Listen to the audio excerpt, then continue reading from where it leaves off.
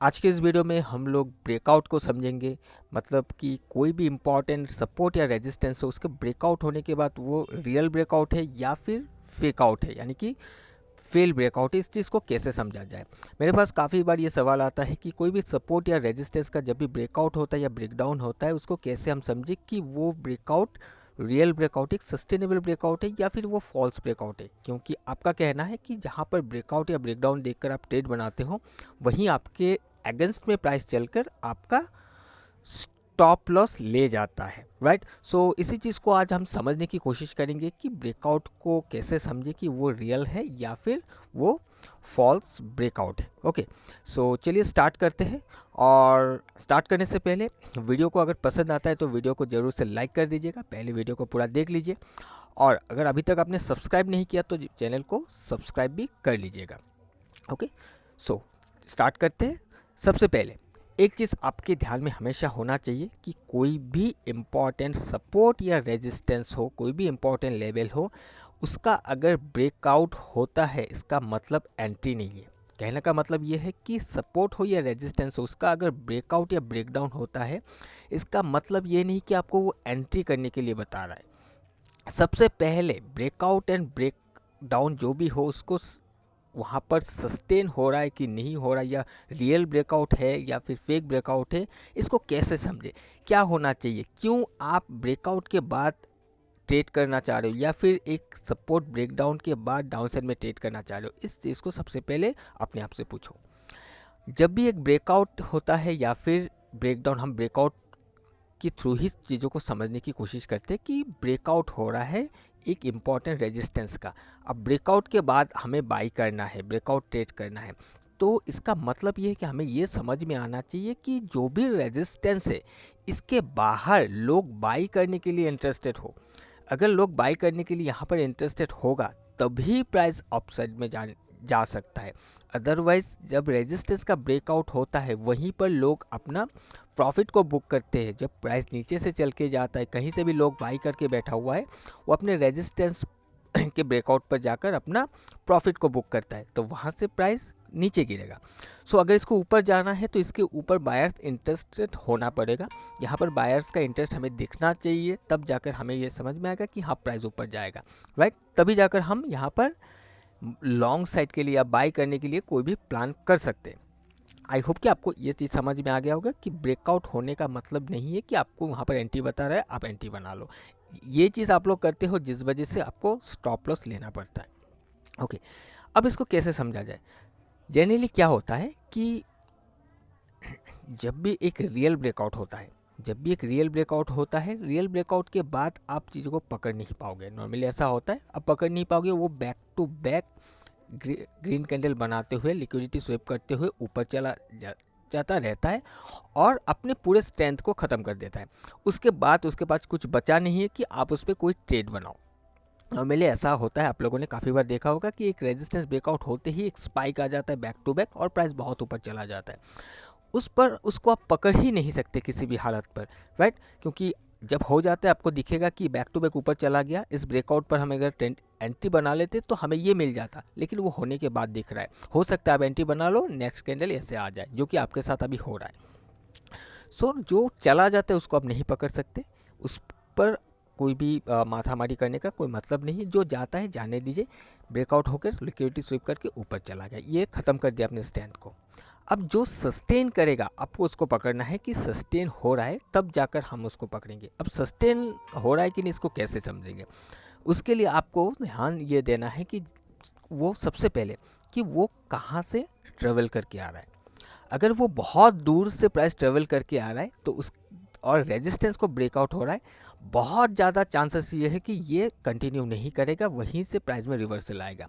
हो सकता है छोटा सा एक रिट्रेसमेंट आए या फिर ट्रेंड डाउन साइड के लिए हो तो ये कंटिन्यू कर जाए, लेकिन ये कंटिन्यू अप डायरेक्शन में करना बहुत मुश्किल हो जाएगा अगर ये बहुत नीचे से ट्रेवल करके आ रहा है। आप इंटरडे में ट्रेड करते हो, जब इंटरडे में ट्रेड करोगे तो कुछ ऐसे करके एक ट्रेंड बनता है, प्राइस नीचे आता है तो ये रेजिस्टेंस होता है, राइट। क्योंकि यहाँ से स्विंग बना के आया है, यहाँ से प्राइस गिरा है, तो ये एक रेजिस्टेंस का काम करता है। अब जब प्राइस यहाँ से जा रहा है, आप पहले से ये प्रेडिक्ट कर सकते हो कि ये जो रेजिस्टेंस है इसका ब्रेकआउट सस्टेनेबल ब्रेकआउट होगा एंड ऊपर चला जाएगा। क्यों?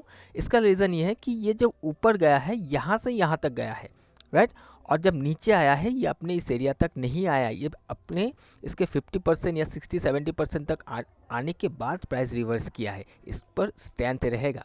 ये ब्रेकआउट अगर हो जाता है तो ये सस्टेन कर जाएगा। हो सकता है एक कैंडल नीचे भी आए क्योंकि आप इंटरडे कर रहे हो, कोई दिक्कत नहीं है, ये फिर ऊपर ही चला जाएगा। बट अगर कोई रेजिस्टेंस ऐसा हो कि प्राइस यहाँ पर एक रेजिस्टेंस बनाकर बैठा हुआ है, यहाँ पर जाकर रेजिस्टेंस आपने देखा 1-2 बार ऐसे रेजिस्टेंस लेकर प्राइस नीचे आया हुआ है, अब जब प्राइस ऊपर जाएगा ये इसको जैसे ही ब्रेक करेगा, यहाँ पर लोग अपना इंटरेस्ट दिखाते हैं कि हम इसको बाई करेंगे, वहीं से प्राइस में हमें रिवर्स डायरेक्शन का मूव देखने के लिए मिलता है क्योंकि ये बहुत नीचे से जा रहा है। देखिए यहाँ से लोग बाई करना स्टार्ट किया है, अब ये आपको दिख रहा है, मुझे दिख रहा है, सबको दिख रहा है। जैसे ये ब्रेकआउट होगा ऊपर थोड़ा सा भी वीकनेस दिखेगा, इंटरडे में भी अगर वीकनेस दिखेगा, नेक्स्ट कैंडल से ही आपको डाउन साइड का मूवमेंट देखना स्टार्ट हो जाएगा।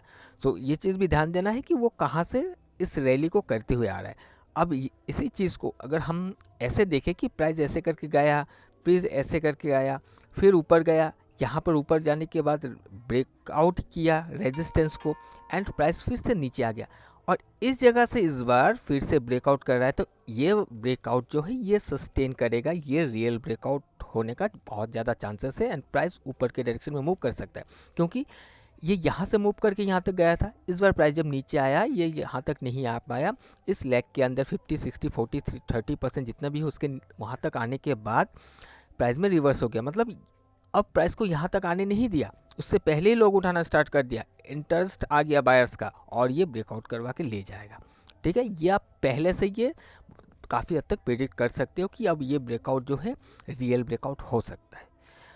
अब बात करते हैं कि ये तो हमें समझ में आ गया कि रियल ब्रेकआउट हम पहले से ही प्रेडिक्ट कर सकते हैं, बट ब्रेकआउट हो जाने के बाद हम उसको कैसे कंफर्म करें या कैसे समझें कि वो ब्रेकआउट रियल है, सस्टेनेबल है। उसके लिए आपको ये ध्यान देना है कि जब भी एक कैंडल ब्रेकआउट करेगा सबसे पहले इसके ऊपर क्लोज होना ज़रूरी है।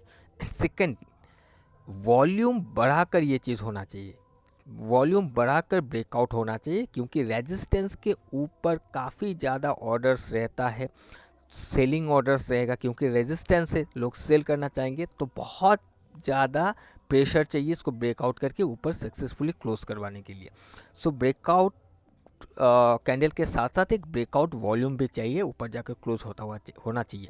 ये पहला सिनेरियो होना चाहिए। दूसरा, इसको हम कैसे अभी समझे कि ये ब्रेकआउट अभी रियल है। पहला तो वॉल्यूम हमें दिख गया, दूसरा ये अपने इस वाले हाई के ऊपर ट्रेड करना चाहिए।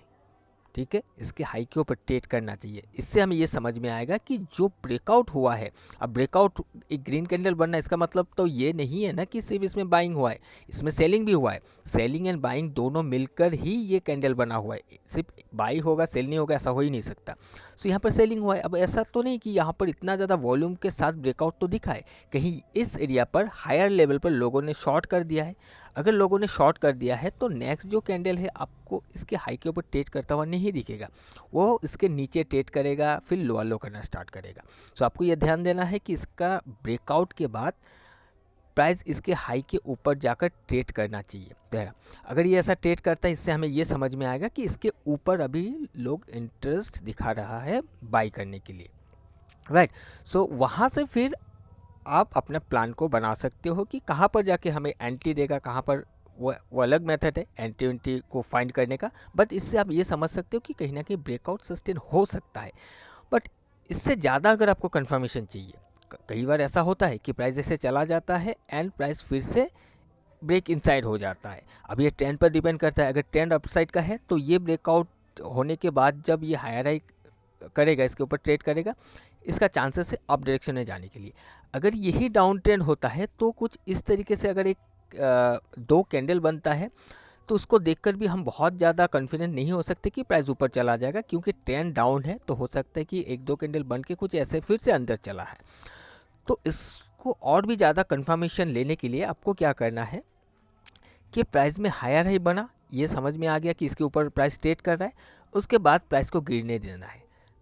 वो रेड कैंडल बनाकर प्राइस नीचे गिरेगा, लोअर लो करेगा या एक रेड कैंडल बनाएगा, नीचे गिरने की कोशिश करेगा, हो सकता है एक लंबा वीक वाला कैंडल, कैसा भी कैंडल बनाए, एक रेड कैंडल बनाएगा जहाँ पर हमें ये समझ में आएगा कि लोग फिर से सेल कर रहा है, और उसके बाद वो जो सेलिंग हुआ है वो फेल हो जाना चाहिए, ब्रेकआउट अप डायरेक्शन में होना चाहिए उस रेड कैंडल का। तब हमें ये समझ में आ जाएगा कि ये जो भी रेजिस्टेंस का ब्रेकआउट हुआ था इम्पॉर्टेंट, अब वो सस्टेन हो रहा है। इसके बाद हम अभी इसको अगर एंट्री करना है तो हम यहाँ पर हम प्लान करके चल सकते हैं, कहीं पर भी जहाँ पर भी हम एंट्री देगा हम एंट्री आराम से बनाकर चल सकते हैं। इतना ये कॉन्फिडेंट तब आ जाएगा, तब वो जो ट्रेड है वो आपके डायरेक्शन भी चलने का चांसेस बहुत ज़्यादा होगा। ओके, तो कुछ इस तरीके से आप किसी भी ब्रेकआउट या ब्रेकडाउन को समझ सकते हो। कई बार ऐसा होगा कि अगर जैसे कि मैंने बताया कि ट्रेंड डाउन है, उस दौरान कोई रेजिस्टेंस है और रेजिस्टेंस का ब्रेकआउट करके ऊपर चला गया, फिर से आपने एक कैंडल देखा ऐसे चला गया, ठीक है, 2 कैंडल ऊपर चला गया, हमें ये समझ में आ रहा है कि रेजिस्टेंस ब्रेकआउट है, हायर वॉल्यूम के साथ ब्रेकआउट हुआ है और प्राइस ऊपर भी ट्रेड कर रहा है। उसके बाद भी प्राइस रेड कैंडल बनाते हुए ऐसे नीचे आ सकता है, क्योंकि ट्रेंड डाउन है तो फिर से वो नीचे आ सकते हैं, ऊपर का जो भी रेजिस्टेंस है इसके ऊपर थोड़ा ट्रेड करके फिर घूम सकता है लिक्विडिटी लेकर, हो सकता है ऐसा। तो उस केस में आप किसी भी शॉर्ट कैंडल को फेल हो जाने दीजिएगा, तो आपको ये समझ में आ जाएगा कि अब ये ब्रेकआउट जो है वो सस्टेन करेगा, अब शॉर्ट कवरिंग आ सकता है, तो फिर अप डायरेक्शन में जा सकता है। नहीं तो प्राइस वहीं से ब्रेक इनसाइड होके प्राइस कुछ इस तरीके से ट्रेड करना स्टार्ट करेगा।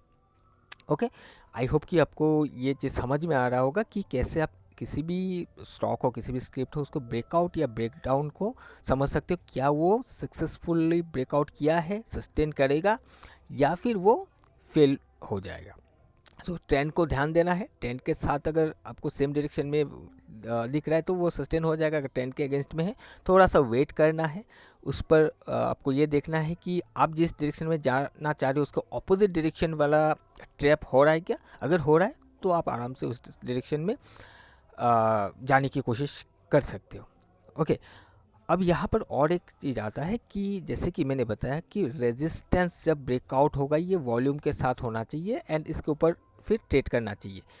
सेकंड कैंडल में वॉल्यूम नहीं आता है फिर भी कोई प्रॉब्लम नहीं है, ब्रेकआउट के साथ वॉल्यूम आया हुआ है। अब अगर ऐसा हो जाता है कि जब ये ब्रेकआउट किया है उस दौरान वॉल्यूम नहीं आया, जब ब्रेकआउट किया है उस दौरान वॉल्यूम का ब्रेकआउट नहीं आया, तो क्या होगा, तो ये एक स्पेकुलेटिव मूव होगा, ठीक है, रेजिस्टेंस। तब हमें ये कंफर्म नहीं करेगा, हमें वेट करना है इसके बाहर वॉल्यूम ब्रेकआउट का, प्राइस इसके बाहर ब्रेकआउट करेगा।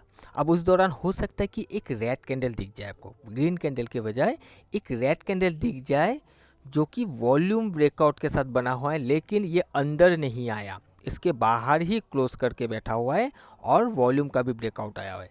उसके बाद अगर एक कैंडल इस हाई के ऊपर आपको ट्रेड करता हुआ दिखता है, इसको फेल करता है, तो आपको ये समझ में आ जाना चाहिए कि ये अब सस्टेन कर जाएगा, क्योंकि यहाँ पर एक रेड कैंडल बना है, नो डाउट सेलिंग हुआ है जिस वजह से रेड कैंडल बना हुआ है, वॉल्यूम के साथ बना हुआ है। अगर इतना ही ज़्यादा सेलिंग हुआ है तो फिर से रेजिस्टेंस के अंदर आ जाना चाहिए, उस कैंडल में नहीं आया कोई बात नहीं, नेक्स्ट कैंडल में अंदर चला जाना चाहिए। अगर नेक्स्ट कैंडल चला आता है तब भी हमें समझ में आएगा कि रेजिस्टेंस लेकर ये गिर रहा है, बट अगर नेक्स्ट कैंडल अप डायरेक्शन में मूव कर रहा है वॉल्यूम आने के बाद, इसका मतलब है कि प्राइस अभी नीचे गिरना नहीं चाह रहा है, इसके ऊपर अभी बाइंग हो रहा है, और कहीं ना कहीं यहाँ पर जो भी शॉर्ट हुआ है इसी एरिया पर लोगों ने बाई कर लिया है, राइट, जिस वजह से प्राइस को गिरने नहीं दिया, अगला हम ही मूव अप डायरेक्शन में हो गया। तो फिर आप अपना प्लानिंग स्टार्ट कर सकते हो, रेडी हो सकते हो, कहाँ पर आपको एंट्री लेना है, एंट्री बनता है उस हिसाब से आप प्लान करके चल सकते हो। आई होप कि आपको ये चीज़ क्लियर हो गया होगा, बहुत ज़्यादा लंबा नहीं बनाया वीडियो को, छोटे से वीडियो में मैंने समझाने की कोशिश किया है, और इससे ज़्यादा बहुत कुछ है ही नहीं, आपको सिर्फ इस तरीके से समझना है, इतना बस आपको ध्यान देना है कि अगर ये रेजिस्टेंस के ऊपर ब्रेकआउट के बाद आपको कुछ प्लान करना है, आपको ये समझ में आना चाहिए कि ब्रेकआउट के बाद मुझे क्यों ट्रेड करना है, ताकि प्राइस ऊपर जाए। प्राइस ऊपर कब जाएगा, अगर यहाँ पर बायर्स इंटरेस्ट होगा तभी जाएगा, अदरवाइज कैसे जाएगा। अगर रेजिस्टेंस के ऊपर सेलर्स बैठा हुआ है तो प्राइस ऊपर जा ही नहीं पाएगा, सेलर्स नीचे ले आएगा। तो हमें ये समझ में आना चाहिए कि जो भी लेवल है इसके ब्रेकआउट के बाद क्या इस एरिया पर बायर्स अपना इंटरेस्ट शो कर रहा है कि नहीं। अगर ऐसा है, बायर्स अपना जोर दिखा रहा है, बायर्स यहाँ पर क्वांटिटीज़ को, माल को उठाना चाह रहा है, तो आपको प्राइस में ही दिख जाएगा, तब जाकर आप कुछ प्लान कर सकते हो। वही अगर ब्रेकडाउन होता है, सपोर्ट ब्रेकडाउन होता है, नीचे, तो आपको वहाँ पर भी दिखना चाहिए कि इसके नीचे अभी सेलिंग हो रहा है, लोग इंटरेस्टेड नहीं है इसको बाई करने के लिए, माल छोड़ के जाना चाह रहा है। तो वहाँ पर आपको वो चीज़ जब समझ में आएगा तब जाकर आप डाउन साइड के लिए प्लान कर सकते हो। सिर्फ एक कैंडल के क्लोजिंग से ये डिसाइड नहीं होता है कि रेजिस्टेंस ब्रेकआउट हो गया है या सपोर्ट ब्रेकआउट हो गया है एंड उसी डायरेक्शन में मूव कर जाएगा। ओके, और देखिए कई बार ऐसा होगा कि जैसे ही ये रेजिस्टेंस सपोर्ट एक ऐसे ब्रेक करता है, मान लेते हैं ये एक रेड कैंडल है, सपोर्ट ब्रेक करता है, आपने देखा सपोर्ट ब्रेक हो गया, अगला ही कैंडल एक ग्रीन कैंडल बनाकर ये अंदर चला जाएगा। तो इसका मतलब क्या है कि रेजिस्टेंस सपोर्ट इसने ब्रेक नहीं किया, बल्कि इसने सपोर्ट को कंफर्म किया है, ऑनर किया है, कुछ ऐसे हुआ है। अगर इस दो कैंडल को क्लब कर दोगे तो कुछ आपको ऐसा एक कैंडल दिखेगा जो इसके नीचे आया है, फेल होकर अंदर चला गया, ये लिक्विडिटी लेकर अंदर चला गया है, तो ये सस्टेनेबल ब्रेकआउट नहीं है। ये फिर हो सकता है ऐसा चला जाए। अगर आपको डाउन डायरेक्शन के लिए प्लान करना है, आपको वेट करना होगा कि अंदर तो चला गया है। अब यहाँ पर भी वॉल्यूम आपको देखना है कि जब नीचे गिरा था तो कितना वॉल्यूम था, जब अंदर गया तो कितना वॉल्यूम है। अब ये नीचे गिरा तो वॉल्यूम ब्रेकआउट से साथ गिरा एंड अंदर गया तो वॉल्यूम ब्रेकआउट नहीं हुआ। लेकिन इससे भी ये प्रूव नहीं होता कि प्राइस गिर जाएगा। हो सकता है कि अब ये हायर हाई कर जाए। हायर हाई करने का मतलब ये है कि वॉल्यूम आया, आने के बाद प्राइस रिवर्स हो गया, हायर हाई कर गया। अब ये सपोर्ट को कंफर्म करके ऑनर करके ये ऊपर जाने की कोशिश करेगा। अगर इसको ऊपर जाना नहीं है, अगले ही कैंडल अंदर चला गया लेस वॉल्यूम के साथ, नेक्स्ट कैंडल आपको फिर से नीचे आता हुआ दिखेगा एंड इसका जो ग्रीन कैंडल अंदर गया है, इसके नीचे अगर प्राइस ट्रेड करने लगता है तब भी हम इसको कह सकते हैं कि कहीं ना कहीं ये जो ब्रेकआउट है ये सस्टेन कर सकता है। जितना भी मूव करे डाउन साइड में वो डिपेंड करता है ट्रेंड के ऊपर, बट ये सस्टेन हो सकता है। ओके, सो क्लियर हो गया होगा आई थिंक। एंड इस तरीके का ट्रेंड लाइन पर सपोर्ट एंड रेजिस्टेंस पर बहुत ज़्यादा भरोसा करके मत चलिएगा कि प्राइस ऐसे करके चल रहा है और ये कुछ एक ट्रेंड लाइन का ब्रेकआउट हुआ तो आप इसको एक सपोर्ट ब्रेकआउट के हिसाब से ले लोगे। ऐसा करोगे तो फंस जाओगे। ये ट्रेंड लाइन वगैरह सब कुछ ये फंसाने के लिए बनता है, क्योंकि मेरे नज़र में जो सपोर्ट है वो ये है, क्योंकि यहाँ से प्राइस उठा था, जब तक ये ब्रेक डाउन नहीं होगा तब तक मैं नहीं कह सकता कि प्राइस में वीकनेस आया हुआ है। ये ब्रेक डाउन होगा तभी मैं कहूँगा कि प्राइस में कहीं ना कहीं वीकनेस आया हुआ है। अब इसके नीचे मुझे देखना है, कन्फर्मेशन लेना है कि क्या इसमें ये जो ब्रेक करके नीचे आया है, अगले ही पल ऐसे करके नहीं चला तो नहीं गया। हो सकता है इसके नीचे का लिक्विडिटी लेके फिर ऊपर जाना चाह रहा है। अब इस पर देखना होगा कि इसके नीचे प्राइस में ये देखने के लिए मिल रहा है क्या कि सेलिंग हो रहा है, लोग अभी निकलना चाह रहा है। अगर ऐसा होता है तो प्राइस में हमें डाउन साइड का मूवमेंट देखने के लिए मिलेगा। अब ज़रूरी नहीं कि एक ऐसे ही एक तरफा गिरेगा, वो पहले ऊपर जाएगा। अगर नीचे उसने वीकनेस को दिखा दिया तो पहले थोड़ा रिट्रेस करेगा, रिट्रेस करके एक लोअर हाई का फॉर्मेशन करके प्राइस में फिर से हमें गिरावट देखने के लिए मिलेगा। ओके, सो कोई कन्फ्यूजन है तो मुझे कमेंट करके बताइएगा, मैं कोशिश करूँगा आपको आपके सवाल का जवाब देने के लिए। सो आज के लिए इतना ही, हम मिलेंगे किसी और एक नए वीडियो में। Till then bye bye.